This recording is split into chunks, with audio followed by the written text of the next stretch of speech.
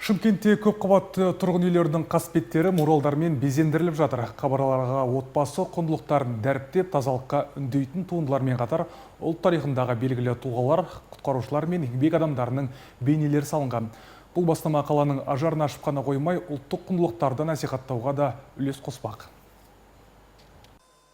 Абылайхан Сүлейменов қабырғадағы кезекті туындысын кескіндеп жатыр. Суретшінің бұл жолғы жобасы махаббат дастанының басты кейіпкеріне арналған. Шебер алдымен суреттің әрбір бөлшегін ерекше ұқыптылықпен сызып шығады. Кейін қанық бояу жағады. Жұмыс мінсіз шығу үшін апталап тер төгуіне тура келеді. Салып атқан суретіміз қозгөрпешпен баян сұлу, заманауи сай салып атқанбыз. Жұмысты бастағанымызға уже бір жұмадай болып қалды. Жақсылап тұрып грунтовать етіп, 2-3 слоймен. Сосын уже контурмен бастаймыз.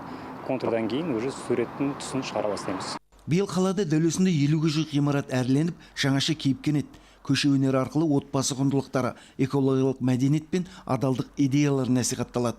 Ұлттық нақыштағы заманауи кескіндер үйлердің қасбетін ғана емес, тұтас қаланың да ажарын ашып тұр. Күшті маған ұнады. Әсіресе мынау сурет маған қатты ұнады. Таза Қазақстан деген. Бұл сурет адамдарды тазалыққа шақырады, яғни табиғатты аялай білуге арналған сурет. Жарқын түстермен салынған, маған өте қатты ұнады. Суреттерді өте көп байқап жатырмын осыны саттан.